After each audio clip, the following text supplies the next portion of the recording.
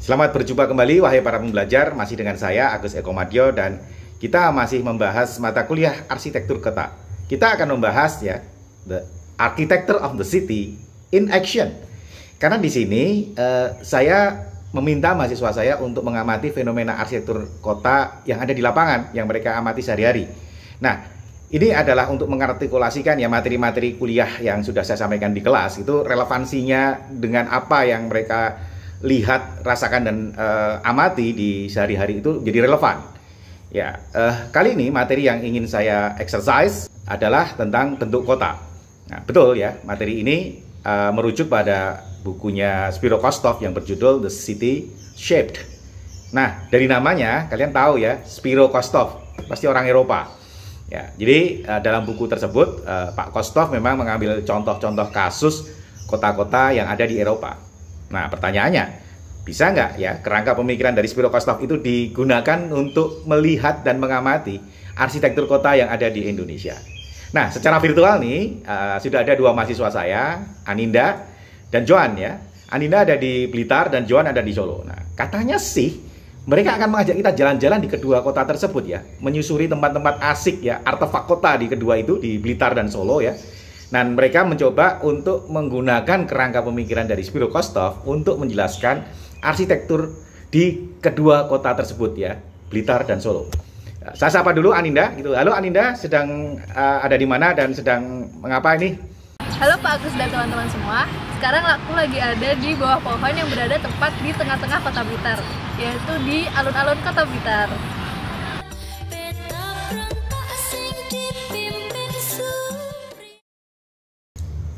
Oke, terima kasih Aninda.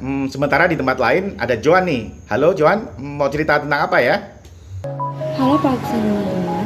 Di video kali ini kita akan bercerita sedikit mengenai pembentukan kota Solo. Kita balik lagi ke Aninda sekarang nih. Aninda, bisa nggak kamu ceritakan bentuk kota Blitar ya menggunakan referensi dari Spiro Kostov ya? Saya dengar kamu mau mengajak kita jalan-jalan nih, menikmati, menjelajahi tempat-tempat penting ya, artefak-artefak kota di kota Blitar ya. Oke, silakan Aninda.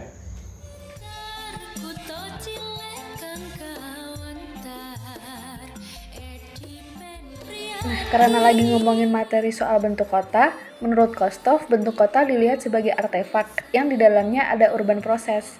Urban proses ini menunjukkan perubahan fisik kota dari waktu ke waktu. Sekalian jalan-jalan dan mengenal tempat wisata di kota Blitar, yuk simak cerita menarik urban proses di kota Blitar.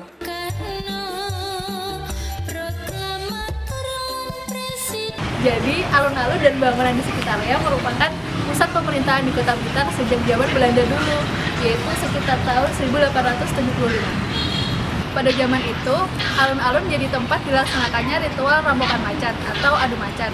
Ritual ini itu ditujukan agar masyarakat kota Blitar terhindar dari ancaman erupsi Gunung Kelud. Pada masa pemerintahan Belanda sekitar tahun 1903, kota Blitar masih bernama Gemeente Blitar dengan pusat pemerintahan meliputi 2,5 km persegi. Secara berangsur, kota Blitar meluas ke arah utara, selatan, timur, dan barat sehingga luasnya dari 2,5 km persegi berkembang menjadi 6,5 km persegi. Perkembangan infrastruktur berawal di poros pemerintahan, yaitu Jalan Merdeka atau dulunya Jalan Herenstraat. Jalan ini juga merupakan lokasi di mana tempat alun-alun ini berada.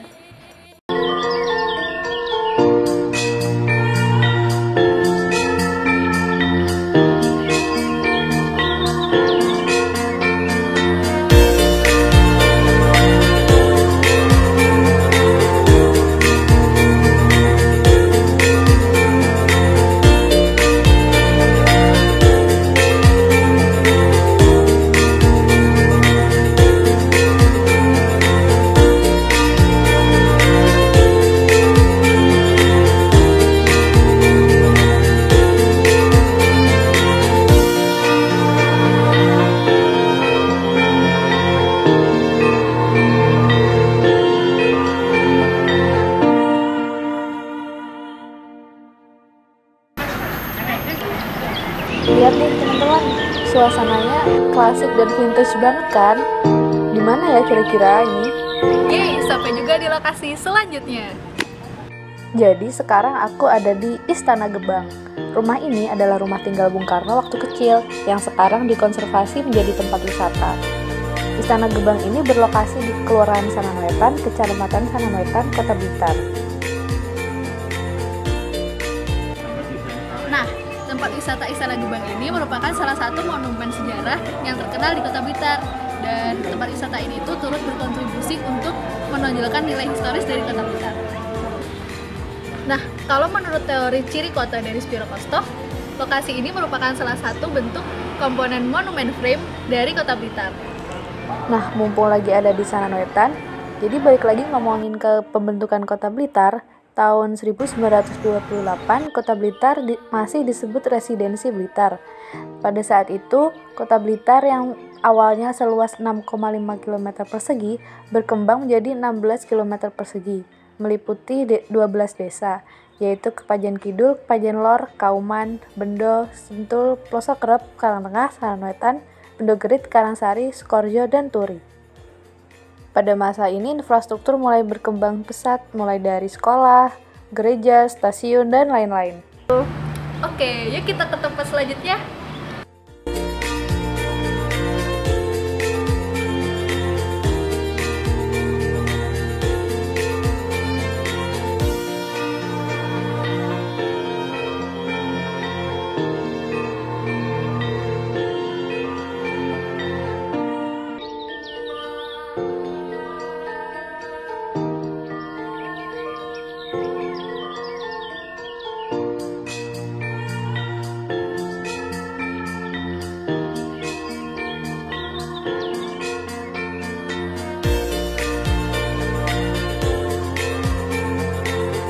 Oke, akhirnya kita sampai ke tujuan terakhir, yaitu Kompleks Makam Bung Karno.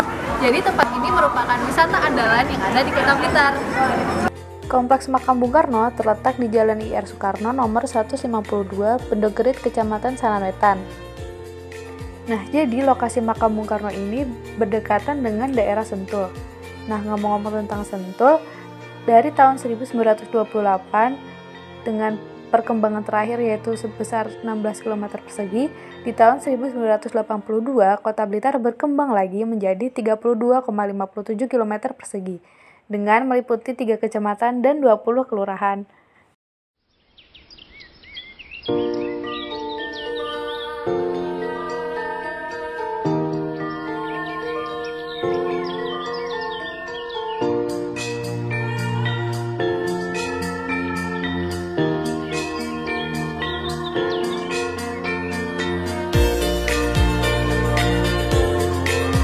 Jika disimpulkan kembali, proses perkembangan Kota Blitar berawal dari pusat kota lalu meluas secara radial hingga seluas sekarang. Jika dilihat dari peta, dapat dilihat kalau terdapat jalan-jalan arteri dari arah barat, timur, selatan, dan utara yang berpusat atau bertemu di area pusat pemerintahan atau di tengah Kota Blitar.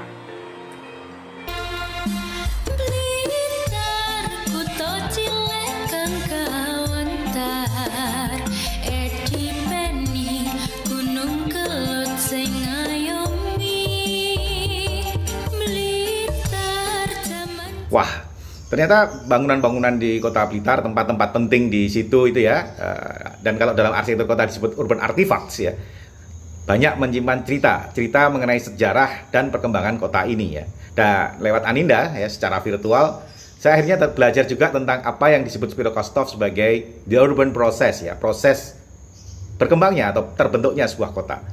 Nah, saatnya secara virtual kita pindah ke Kota Solo ya. Ada Joan yang ada di sana yang akan bercerita tentang kota ini ya. Sepertinya sama seperti Aninda, Joan juga akan mengajak kita berjalan-jalan di berbagai tempat penting di Kota Solo. Joan, silakan.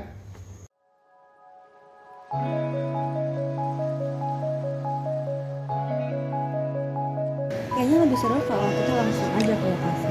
Let's go!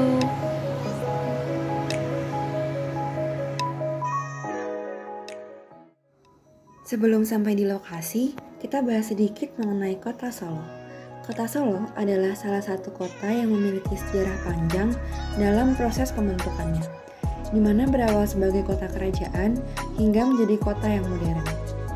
Kali ini, kita akan menuju ke 5 tempat yang menjadi cikal bakal pembentukan kota Solo, yaitu alun-alun, keraton, Masjid Agung, Benteng Vastenburg, dan juga Pasar Gede. Yuk langsung aja kita menuju ke tempat yang pertama, Keraton Surakarta. Dalam sejarahnya, kota Solo pernah menjadi pusat kerajaan Mataram. Seperti halnya Holy City, kota Solo menganut paham kosmologi di mana kerajaan sebagai pusat kota dan simbol kekuasaan. Menurut tatanan kosmologi, kota kerajaan Solo mengikuti pola lingkaran konsentris yang berpusat pada dalam atau Omah Raja. Nah, ini dia nih Keraton Kasunanan Surakarta.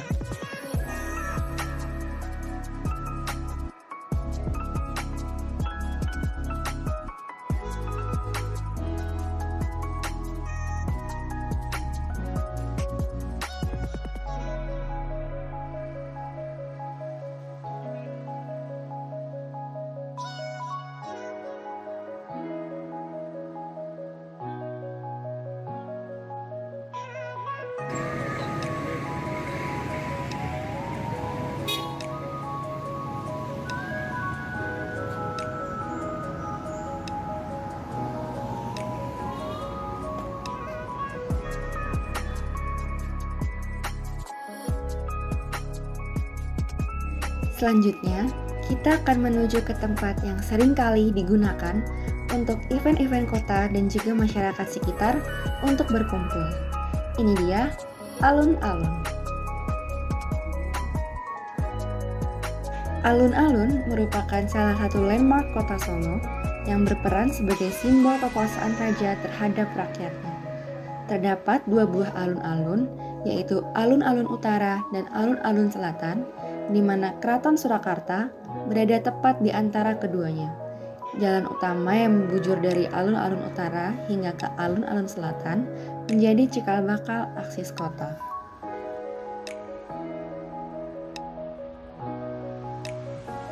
Masih di kawasan Keraton Surakarta, saat ini kita berada di gerbang depan Masjid Agung.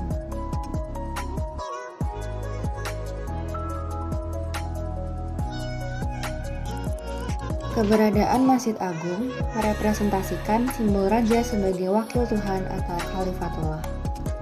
Hal ini semakin memperkuat konsep sumbu yang menjelaskan hubungan antara mikrokosmos dengan akhirat atau surga seperti konsep kota suci.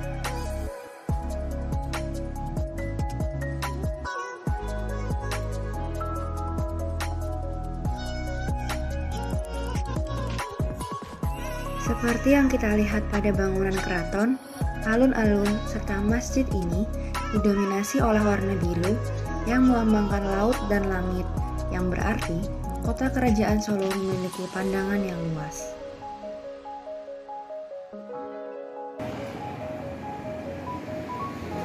Sekarang, kita sudah berada di Jalan Jenderal Sudirman, tepat di depan Benteng Vastenburg.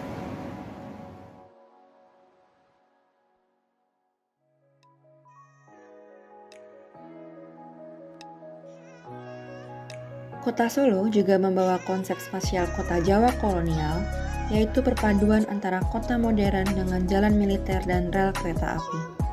Salah satu yang menjadi ciri khas kota kolonial adalah adanya benteng militer.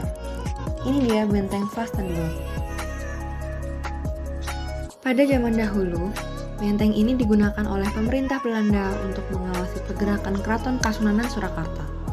Mulai tahun 2010, benteng ini akhirnya ditetapkan sebagai situs cagar budaya Kota Solo.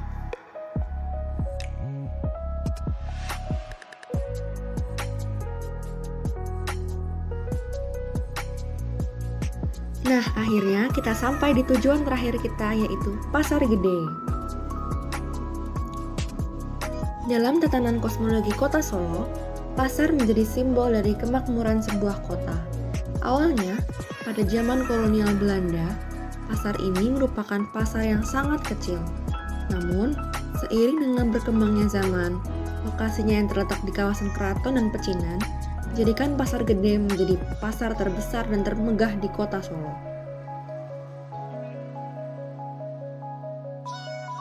Gaya bangunan dari Pasar Gede menjadi identitas yang unik bagi kota Solo, di mana mengangkat perpaduan antara gaya Belanda, Tionghoa, dan juga Jawa. Wah, good job nih girls ya. Secara virtual gitu, Aninda dan Joan mengajak saya ya, dan mudah-mudahan juga teman-teman sekalian gitu untuk berjalan-jalan, menyusuri artefak kota sekaligus belajar tentang urban process di kota Blitar ya dan di kota Solo. Nah, Aninda dan Joan, ada yang ingin kalian sampaikan ke teman-teman? Oke, sekian dulu jalan-jalan kita kali ini. Semoga bermanfaat ya. Jangan lupa main ke kota Blitar.